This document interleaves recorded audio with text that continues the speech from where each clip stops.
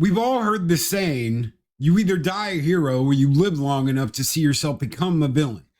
What happens when we already knew he was a villain? We're going to get into it right here with Zero and Stone Cold Loki. And his name is John Cena. Guys, welcome back to Stone Cold Loki's podcast. It is me, Stone Cold Loki, and of course, my co-host today, Zeropium. How you doing, brother? Fist bump for the working man. Pew. Hey, we kind of got that right. Wow. So, yeah, a lot going on in the world of sports entertainment. Ooh, yeah, the cream of the crop. We didn't see it coming. We didn't see it coming. Who didn't see it coming? Who didn't see it coming? I'm just gonna say right off the bat, I am not a Cena fan. I've always seen him as fake. He's always done the Make-A-Wish with the kids and always done all this stuff. And everybody's, always loved him. And dun dun dun dun, you can't see me. But I never liked him. I always thought he was a fake. This comes as no surprise to me, but and a huge revelation for some at the recent Chamber PLE. You had John Cena turn on Cody Rhodes because The Rock said so. So for anybody who doesn't know, The Rock came down and said, Cody, I want your soul. Give me your soul and I'll make you my corporate champion. I'll make you my knight, which I found very excuse me. Was it just me, or was anybody else kind of confused at what the angle was there? I mean, when Rock comes out, he says, "No, I don't want your title. I want your soul." I'm thinking, what is he going all Shang Tsung, like your soul is mine? I didn't know. Soul, yeah, oh yeah. I didn't know we were blending with Mortal Kombat here, but I'm glad we were able to get a little bit of clarity on what giving Rock his soul was going to be all about. This is from the Sportster and Matthew Wilkinson. I just have to say, I'm not surprised any of this happened. I'm kind of surprised they went with this, but a lot of people are immediately trying to compare this to the Hogan heel turn from the 90s. And I just have to say, did you see garbage bags full of trash being thrown into the ring at You Can't See Me and The Rock Sunday night? I didn't. I didn't see, cups being thrown, boxes of popcorn being thrown, wadded up rags being thrown, whatever they could throw into that ring back in the 90s when Hogan turned heel and created the New World Order, brother.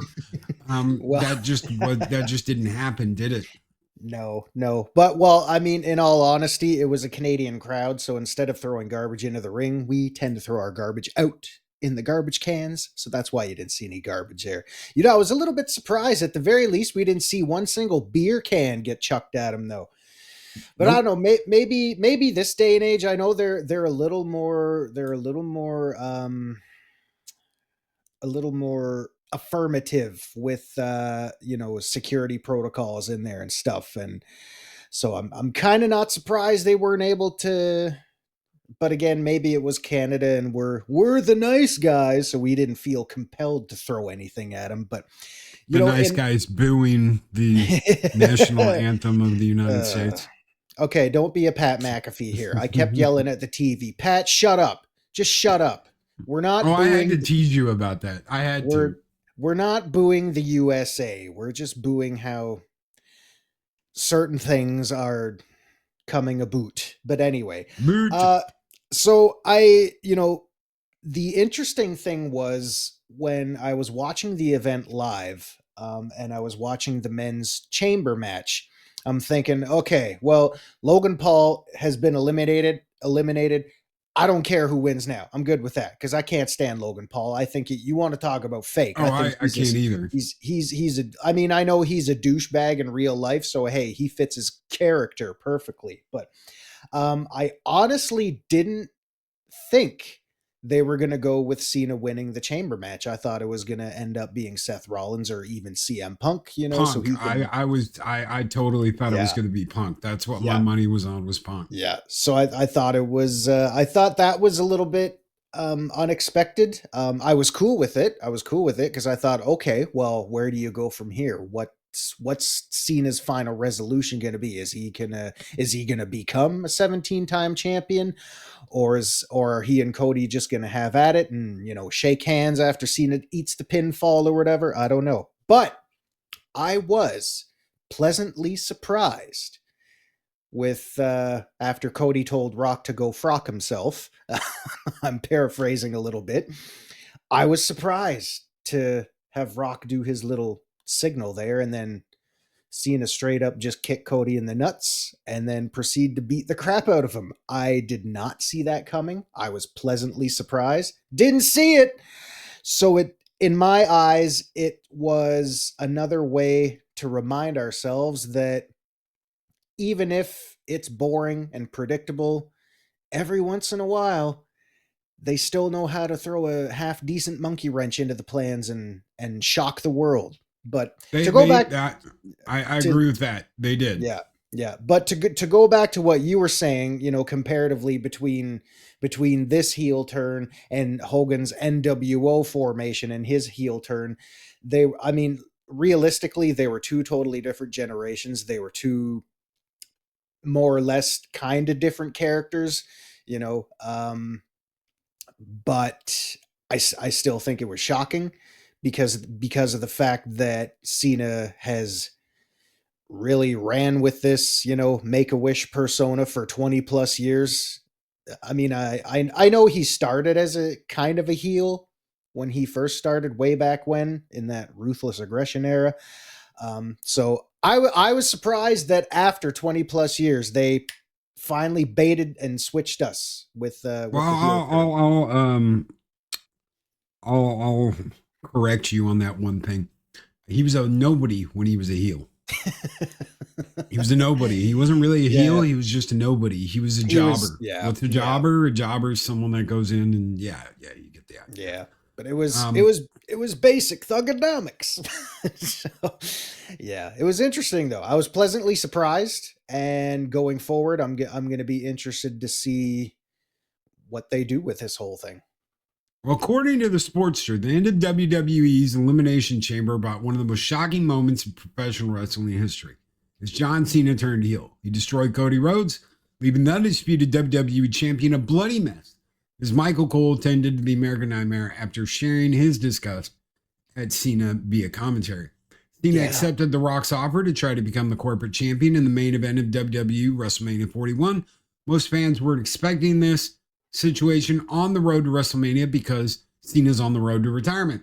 WWE's biggest surprise is everyone talking. However, even though it was a memorable segment, there are still aspects of the heel turn that weren't perfect. What are some of the aspects people love? One of the reasons fans love this particular heel turn so much is because people genuinely didn't see it coming. There was lots of speculation about who would end up being the corporate champion, and if various members of the men's elimination chamber were going to join The Rock. However, Cena wasn't the name that people expected to land in that spot due to how many years he has been a babyface. The fact a major heel turn like this didn't leak was beneficial and helped to make this moment feel even more spectacular. Do you agree with that? I would, yeah, and that was one thing I'm glad that they were able to pinpoint here. It wasn't leaked. The outcome, but I mean, that being said, I don't read the dirt sheets as much as I used to, because it's just like, whatever. But the fact that it was one of those moments that didn't get leaked, nobody saw coming, I think that made it all the more impactful when it finally happened. So yeah. So kudos to them for actually being able to keep a tight lid on this one. Fans wanted to get behind Cena in his retirement. WWE fans might not be as emotionally invested since now he's turned to heel. Even though Cena turning heel was a shock that has opened up a lot of unique storytelling possibilities, it has actually hurt his retirement tour. Audiences were emotionally invested in the fact that Cena was hitting his last ever appearances in various locations, and that was going to earn WWE huge money in terms of merchandise. If you saw all the little kids crying, they can't see me. I can't see him. Can't All see the him. little kids were crying. All the little kids were moping. They didn't understand what was going on. If you saw the scene on Monday night, some kid actually who had like full Cena gear, he had the Cena's title belt over his shoulder, just kind of like dropped it and hung his head like it was the end of the world. Yeah, That his hero had just done this. I mean, it's gonna hurt. it was gonna Now hurt. that he's a heel, it's unclear if people are gonna care quite as much about his retirement. When it comes to his final ever matches at the end of the year, they might not pack the same punch. I have to agree with that. Well, it's kind of interesting because I know Canada can be kind of a weird crowd when it comes to live wrestling events and stuff like that. We're kind of the bizarro world sometimes. Booing at things and cheering, yeah. So it's a little bit strange like that, but when you think back about Cena's career over the past 20 plus years, there's been a lot of kids that obviously have always looked up to him. He's Mr. Make-A-Wish. He does all that kind of stuff. But when you look at all the grown-ups, the teenagers, the 20 to 30 plus, age demographic that were always booing Cena because he was just kid friendly and all that kind of garbage, a lot of them have been waiting for this. And here in the bizarro world, a lot of people were excited about this and they were happy to see it happen. So I don't know how that's going to play out over the coming months as this pans out, as the story unfolds. But I do know throughout Cena's career, a lot of people have been waiting for this, and now they finally get it. So we'll see what happens when push comes to shove and how the reactions are going to develop because of it. Well, like you said, a lot of people loved ruthless aggression. The Sportster is agreeing with you. Cena held nothing back in making this moment memorable. He showed what his character will be like. Cena fans first entered WWE. He did so by screaming ruthless aggression to Kurt Angle, which is something that has followed him over the years. People have often complained about Cena's in-ring work not looking legitimate, but that wasn't the problem with his heel turn. Cena brought the aggression back by destroying Rhodes and leaving him a bloody mess. He used a Rolex, a microphone, and the WWE Championship belt to smash into Rhodes' face, really pushing the message that he is someone different now. Do you think that he is someone different, or do you think he's always been like this? I think he's always had it in him. It's always been. I'm sure he's been asked about this over the course of his career. I'm sure he's been asked a million times, would you ever turn heel? Would you want to turn heel? What would you do? I think he's always had it in him, obviously. He's been a professional for that long for a reason. He does love the business. He truly does. And I think sometimes, I can't speak for him personally, but a lot of people, they like playing the bad guy.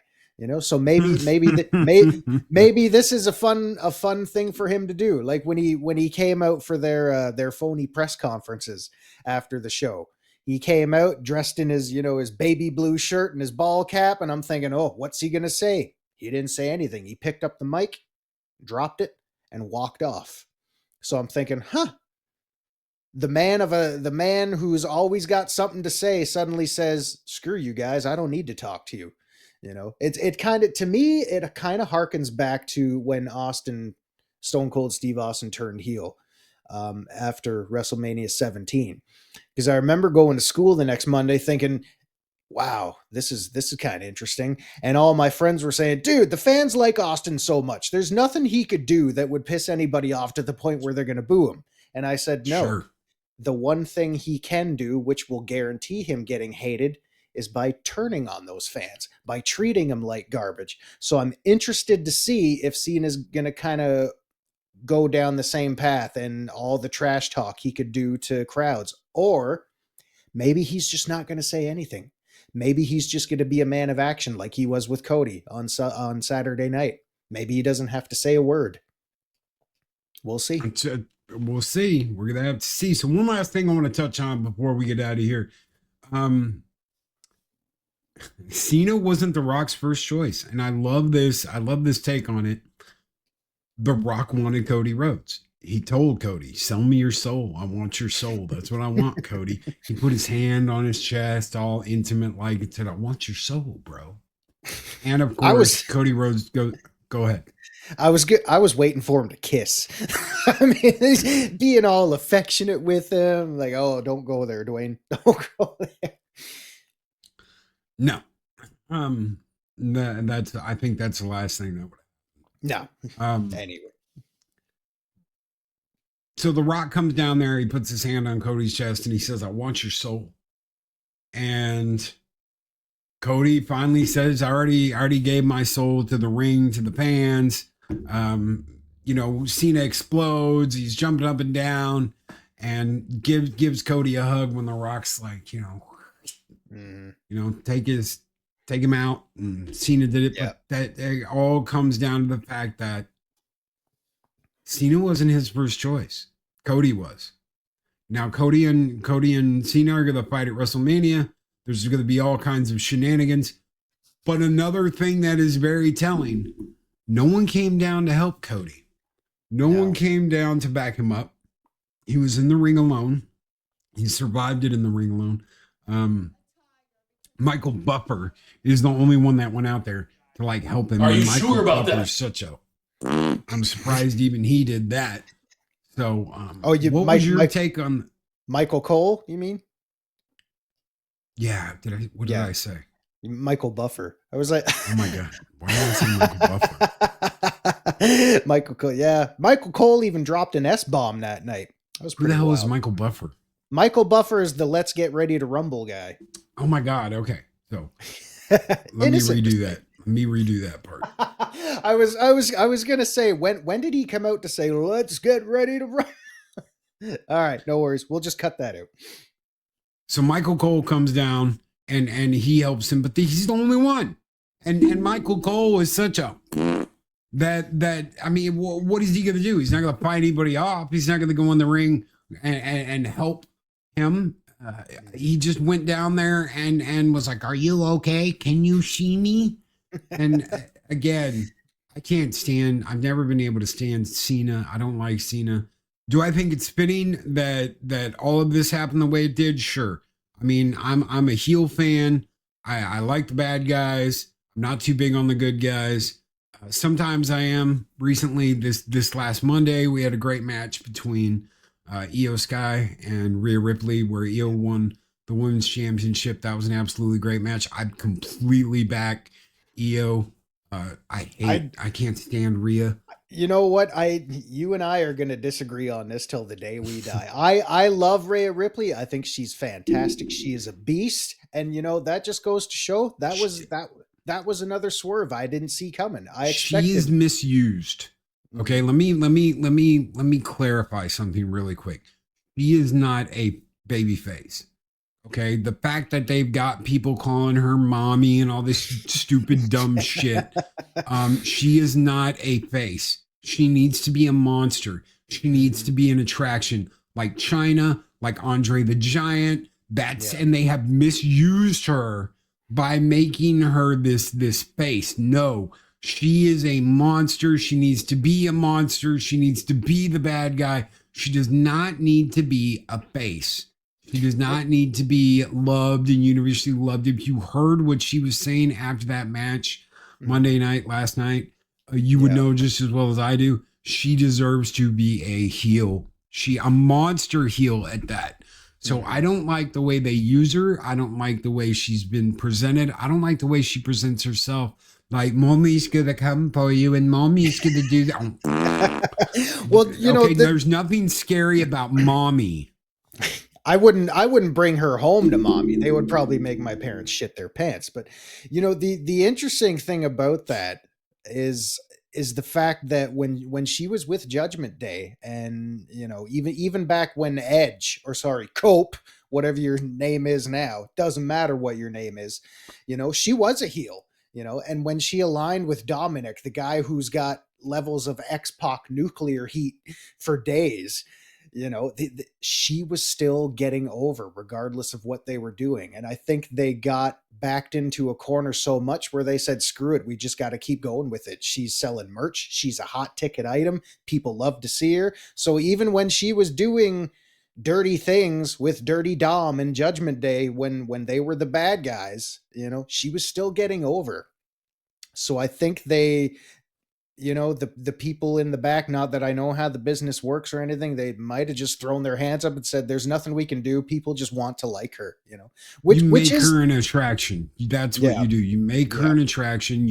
And this is something WWE is very guilty of. They did this with Paul White. They never utilized Paul White. They never really made him the monster he needed to be. You count that as an attraction. It's something special. Come see the eighth wonder of the world. Come see, China, the eighth wonder of the world, wrestle a dude and beat the absolute tar out of him. There are things you can do to make these people very special and legendary. And they've misused her to the point that I think maybe this is the road to redemption. Maybe she's going to turn heel. Maybe she's going to start doing all these monstrous things. I hope so. I want to see it. I want to see her as a monster. Final thoughts, Zero. What do you think is going to happen? What do you think is going to happen at Mania? I mean, you've got obviously you've got Cena and Cody. You've got Io and Bianca Belair that are going to. Do you think Rhea's going to get involved with that? All these questions we've got. What do you think is coming in the future? Yeah. Well, when it comes to the women's division, there's a lot going on there. I'm still not sure how they're going to go. I mean, we're still weeks away from Mania. I don't know if Ripley's gonna if she's gonna find a way to get involved in the title picture somehow. But I mean, like you said, watching the interview she gave backstage after she lost her women's championship, she was doing that, I mean, she took accountability for it, saying it was my fault. I dropped the ball. I took my eye off the ball. So I'm thinking, is this going to lead her down a path of, self-deprivation and, saying she's got no friends? Is this going to turn her into some type of maniac where she just has no F's to give and just stomps all over everybody that gets in her way? That would be interesting. As for Cena and Cody, I could totally see Cena pulling this off, saying, Rock's the biggest movie star there is. That's debatable, but, he makes the money. He could say, I was never able to do that well. I want Rock to give me some of that because I'm in movies as well. I want all of that. But again, like I said, maybe Cena doesn't have to say anything. Rock's already got the mic. He loves to go on for hours on end, sometimes about absolutely nothing. So Rock could totally be Cena's mouthpiece, because they have history. Even up until that last moment when Cena was selling it, after Cody swore at Rock and Cena's jumping up and down, I'm thinking, man, he's psyched. And right when he hugged Cody and he started staring at the Rock, I'm thinking, even at that moment, I was thinking, here it comes. I was thinking, is he staring down the Rock because they've got history together? Oh, no, that's not what I took from it. I immediately saw, as soon as he looked at him, I was like, cool. Oh, he's turning. Cool. He's turning. Was very cool. It was very cool. So where they go with this, I don't know. I was pleasantly surprised by the turn. I'm excited to see what happens. I'm excited to see the build on the road to WrestleMania, and I will be looking forward to watching it live, and we'll see what unfolds as it unfolds. Well, guys, what do you think? You tell us in the comments below. Let us know. While you're doing that, please make sure you're subscribed to the channel. You hit that like button, ring that bell so you get all the notifications. A lot of notifications aren't going out, and we are in the middle of rebranding the channel. So I appreciate everyone's patience with this. I appreciate everyone's love, all the messages. I've gotten a ton of messages about, hey, are you okay? What's going on? Yeah, we're just not doing the morning stream Monday through Thursday anymore. We still got Friday mornings, so keep tuned, keep watching. Guys, take care. Be excellent to each other. Always speak friend enter, and we'll see you on the next one with Zeropium and Stone Cold Loki. You can't see me.